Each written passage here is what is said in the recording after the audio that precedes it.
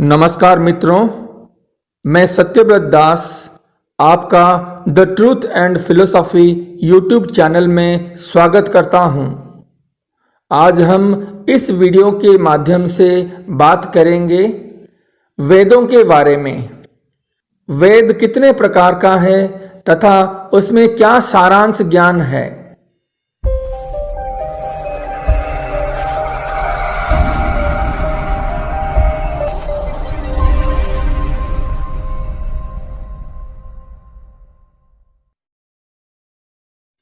वेद दुनिया के प्रथम धर्म ग्रंथ है। वेद अनादि काल से विद्यमान है। वेद का जन्म हिरण्यगर्भ के साथ परम शक्तिमान परम ब्रह्म के साथ हुआ था। वेद ईश्वर द्वारा प्राचीनतम महान ऋषियों के सुनाए गए ज्ञान पर आधारित है, इसीलिए इसे श्रुति कहा गया है। वेद शब्द संस्कृत के विद शब्द से निर्मित है, अर्थात इस एकमात्र शब्द में ही सभी प्रकार का ज्ञान समाहित है। प्राचीनतम भारतीय ऋषि, जिन्हें मंत्रादृष्ट कहा गया है, वो सब मंत्रों के गूढ़ रहस्यों को जानकर, समझकर, मनन कर, उनकी अनुभूति कर, उस ज्ञान को जिन ग्रंथों में संकलित कर संसार के समक्ष प्रस्तुत किया, वो प्राचीनतम ग्रंथ वेद कहलाए। वेद पुरातन ज्ञान विज्ञान का अपूर्व भंडार है। इसमें मानव की हर समस्या का समाधान स्थित है। वेदों में ब्रह्म, देवता, ब्रह्मांड, ज्योतिष, गणित, रसायन, औषधि, प्रकृति, खगोल, भूगोल, धार्मिक नियम, इतिहास, रीति रिवाज आदि लगभग सभी विषयों से संबंधित ज्ञान भरा पड़ा है। लेकिन जिस प्रकार किसी भी कार्य में मेहनत लगती है, उसी प्रकार इन रत्न रूपी वेदों का श्रमपूर्वक अध्ययन करके ही इनमें संकलित ज्ञान को मनुष्य प्राप्त कर सकता है। वेद मानव सभ्यता के लगभग सबसे पुराने लिखित ग्रंथ हैं। वेदों की 28,000 पांडुलिपियां हमारे भारत में महाराष्ट्र की पुणे शहर के भंडारकर ओरिएंटल रिसर्च इंस्टीट्यूट में रखी हुई है।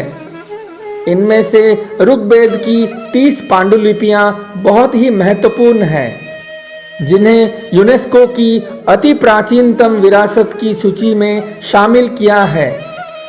यूनेस्को ने ऋग्वेद की 30 पांडुलिपियों को सांस्कृतिक धरोहर की सूची में शामिल किया है, जो कि 1800 से 1500 ईसा पूर्व में लिखा गया था। उल्लेखनीय है कि यूनेस्को की 158 सूची में भारत की महत्वपूर्ण पांडुलिपियों की सूची 38 में है। वेद में एक ही ईश्वर का उपासना का विधान है और एक ही धर्म, सनातन धर्म का संदेश है।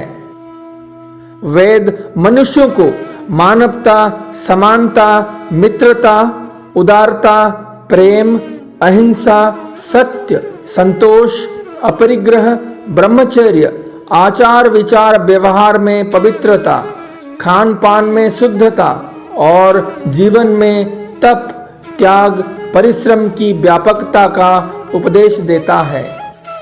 वेदों में लिखा हुआ सब कुछ सत्य है, क्योंकि वेद सृष्टि के आदि काल से मौजूद है। ग्रहों, आकाश, जल, वायु और पृथ्वी के विषय में जो जानकारी वेदों में लिखी है, उसकी सत्यता प्रबल है, अकाट्य है। यहाँ तक कि सत्य और असत्य क्या होता है, इसकी परिभाषा भी वेदों ने ही दी है। इन वेदों में हजारों मंत्र और रचनाएं हैं, जो एक ही समय में संभवतः नहीं रची गई होगी और न ही एक ऋषि द्वारा रची गई होगी। इनकी रचना समय समय पर ऋषियों द्वारा होती रही और वे एकत्रित होते गए। मूल रूप से वैदिक ज्ञान को लिखा नहीं गया, लेकिन सुना जाता था, इसीलिए इसे श्रुति कहा जाता है। वैदिक ज्ञान का संकलन करता है महर्षि वेदव्यास, जिन्होंने इस ज्ञान को 4 भागों में विभाजित किया है: ऋग्वेद, सामवेद, अथर्ववेद और यजुर्वेद। ऐसा माना जाता है कि 4 वेद भगवान ब्रह्मा के 4 मुखों से विकसित हुए हैं। शतपथ ब्राह्मणों के श्लोक के अनुसार अग्नि, वायु और सूर्य ने तपस्या की और ऋग्वेद, यजुर्वेद, सामवेद और अथर्ववेद को प्राप्त किया। प्रथम 3 वेदों को अग्नि, वायु और सूर्य से जोड़ा गया है। इन तीनों नामों के ऋषियों से इनका संबंध बताया गया है, क्योंकि इसका कारण यह है कि अग्नि उस अंधकार को समाप्त करती है जो अज्ञान का अंधेरा है। इस कारण यह ज्ञान का प्रतीक बन गया है। वायु प्रायतः चलायमान है, उसका काम चलना या बहना है। इसका तात्पर्य है कि कर्म अथवा कार्य करते रहना है, इसीलिए यह कर्म से संबंधित है। सूर्य सबसे तेज युक्त है, जिसे सभी प्रणाम करते हैं, नतमस्तक होकर उसे पूजते हैं। इसीलिए कहा गया है कि वह पूजनीय अर्थात उपासना के योग्य है। वेदों के उपवेद में ऋग्वेद का उपवेद आयुर्वेद है, यजुर्वेद का उपवेद धनुर्वेद है, सामवेद का उपवेद गंधर्व वेद है और अथर्ववेद का उपवेद स्थापत्य वेद बताए गए हैं। वेद को 4 विभाग से बांटा गया है: ऋग्वेद, यजुर्वेद, सामवेद और अथर्ववेद। ऋग्वेद को स्थिति अर्थात धर्म कहा जाता है, यजुर्वेद को रूपांतरण अर्थात मोक्ष कहा जाता है, सामवेद को गतिशील अर्थात काम कहा जाता है, अथर्ववेद को जड़ अर्थात अर्थ भी कहा जाता है। इन्हीं के आधार पर धर्मशास्त्र, अर्थशास्त्र, कामशास्त्र और मोक्ष शास्त्र की रचना हुई। ऋग्वेद विश्व का सबसे पहला ग्रंथ है। ऋग अर्थात स्थिति और ज्ञान। ऋग्वेद सबसे पहला वेद है जो पद्यात्मक है। इसके 10 मंडल अर्थात अध्याय में 1028 सूक्त है, जिसमें 11,000 मंत्र हैं। इस वेदों की 5 शाखाएं हैं: शाकल्प, बास्कल, अश्वलायन, संखायन और मंडुकायन। इसमें भौगोलिक स्थिति और देवताओं के आवाहन मंत्रों के साथ बहुत कुछ तत्व है। ऋग्वेद की ऋचाओं में देवताओं को प्रार्थना, स्तुतियां और देवलोकों में उनकी स्थिति का वर्णन है। इसमें जल चिकित्सा, वायु चिकित्सा, सौर चिकित्सा, मानस चिकित्सा और हवन द्वारा चिकित्सा आदि की जानकारी मिलती है। ऋग्वेद के 10वें मंडल में औषधि युक्त यानी औषधियों का वर्णन मिलता है।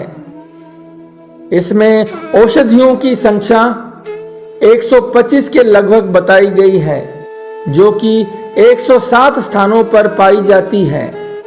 सारे औषधियों में सोम का विशेष वर्णन है। ऋग्वेद में च्यवन ऋषि को पुनः युवा करने की कथा भी मिलती है। ऋग्वेद में 33 देवी देवताओं का उल्लेख है।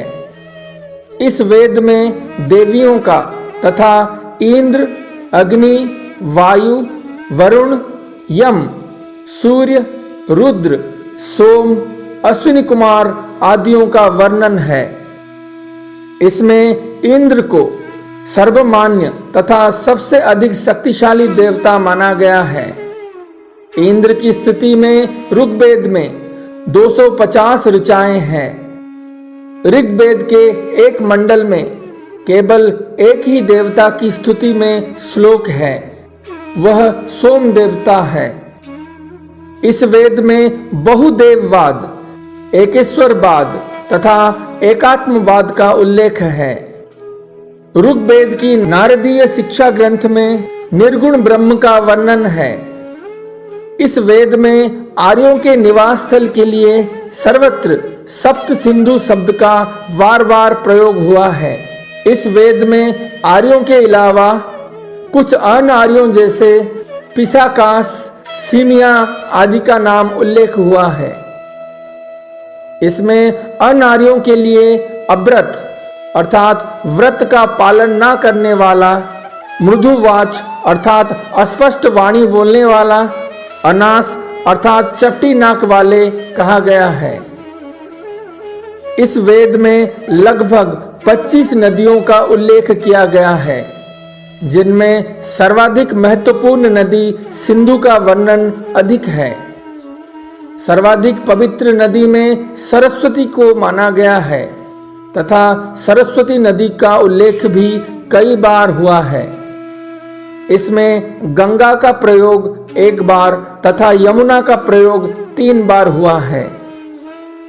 ऋग्वेद में राजा का पद वंशानुगत होता था। ऋग्वेद में सूत, रथकार तथा कर्मार नामों का उल्लेख हुआ है, जो राज्याभिषेक के समय पर उपस्थित रहते थे। इन सभी की संख्या राजा को मिला के 12 थी। ऋग्वेद में 1वीं मंडल में सोम रस का प्रशंसा की गई है। ऋग्वेद की 10वीं मंडल में पुरुष सूक्त का वर्णन है।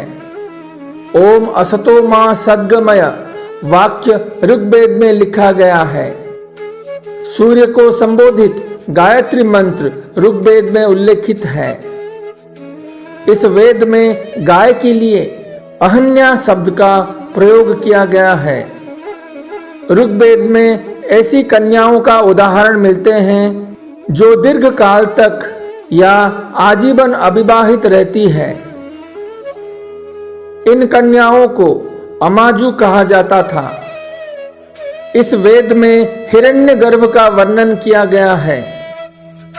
इस वेद के 7वें मंडल में सुदास तथा 10 राजाओं के मध्य हुए युद्ध का वर्णन किया गया है, जो कि रावी नदी के तट पर लड़ा गया था। इस युद्ध में सुदास की जीत हुई थी। ऋग्वेद में कई ग्रामों के समूह को विष कहा गया है और अनेक विषयों के समूह को जन कहा गया है, और एक बड़े प्रशासनिक क्षेत्र के रूप में जनपद का उल्लेख ऋग्वेद में हुआ है।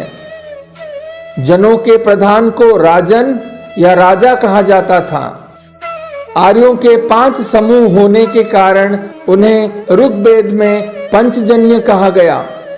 ये थे पुरु, यदु, अनु, तुर्बसु तथा द्रहयु, जो चक्रवर्ती सम्राट ययाति के पुत्र थे। विदत, सभा और समिति आदि सबसे प्राचीन संस्थाएं थे। इनका ऋग्वेद में उल्लेख आया है। ऋग्वेद में कृषि का उल्लेख हुआ है। ऋग्वेद में कपड़े के लिए वस्त्र, वास तथा वसन शब्द का उल्लेख किया गया है। इस वेद में भीषक को देवताओं का चिकित्सक कहा गया है। इस वेद में हिमालय पर्वत का उल्लेख बार बार हुआ है। यजुर्वेद का अर्थ यत युक्त जु है।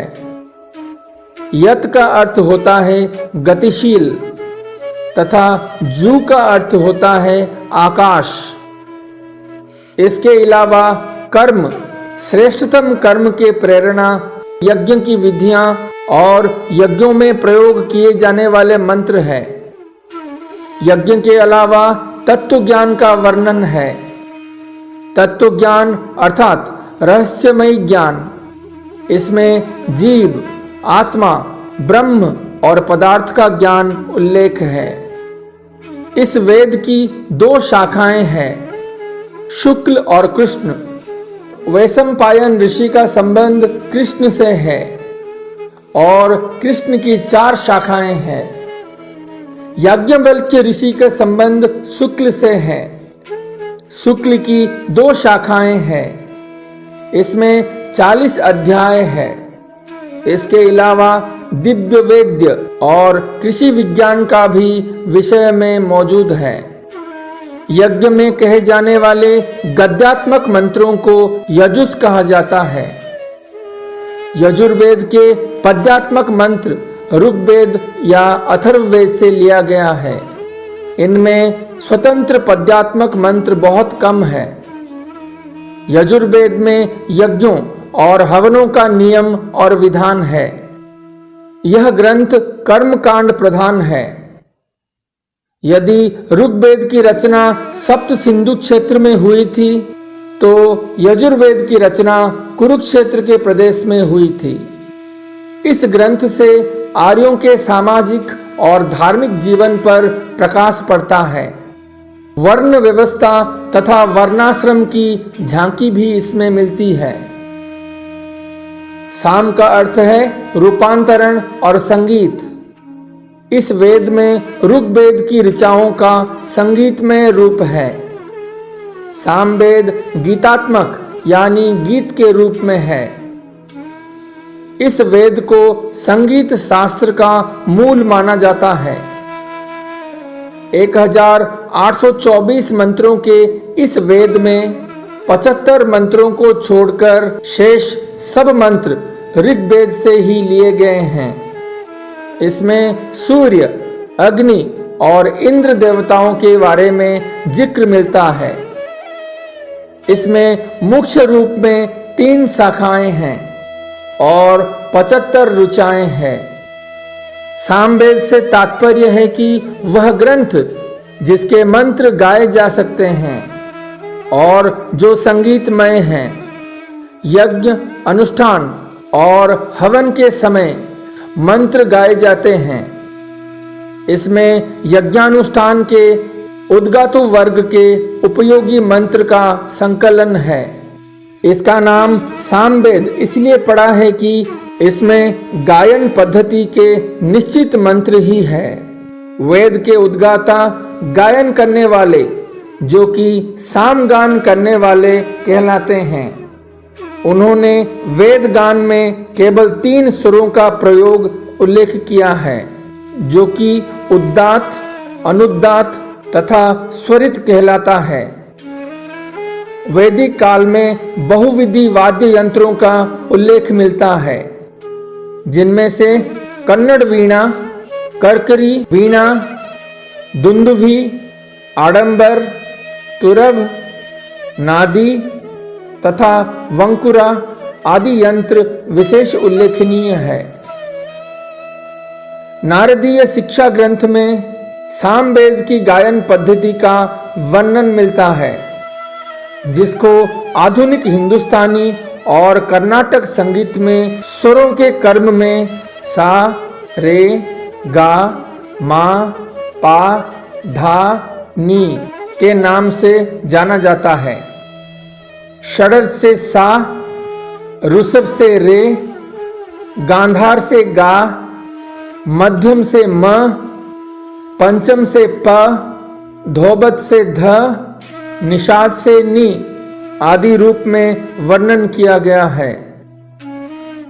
अथर्ववेद में थर्व का अर्थ है कंपन और अथर्व का अर्थ है अकंपन। ज्ञान से श्रेष्ठ कर्म करते हुए जो परमात्मा की उपासना में लीन रहता है वही अकंप बुद्धि को प्राप्त होकर मोक्ष को धारण करता है। इस वेद में रहस्यमय विद्याओं, जड़ी बूटियां, चमत्कार और आयुर्वेद आदि की जिक्र है।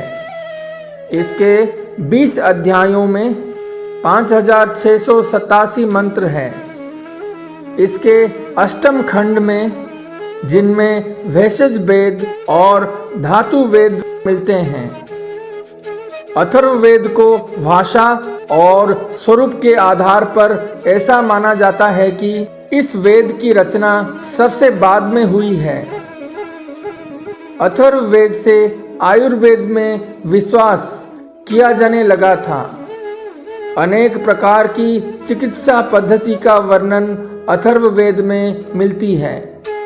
अथर्ववेद गृहस्थाश्रम के अंदर पति पत्नी के कर्तव्य तथा विवाह के नियमों, मान मर्यादाओं का उत्तम विवेचन करता है। अथर्ववेद में ब्रह्म की उपासना संबंधी बहुत से मंत्र हैं। वेदों में प्रकृति वंदन ही प्रमुख है।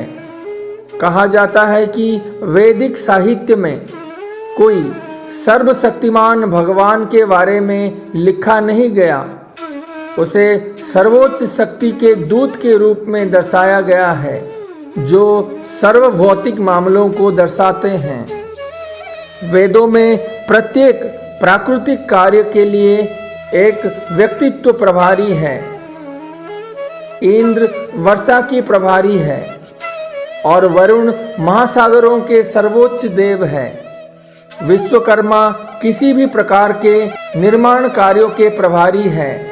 सूर्य प्रकाश के प्रभारी है और अग्नि ऊष्म व ऊर्जा के प्रभारी है।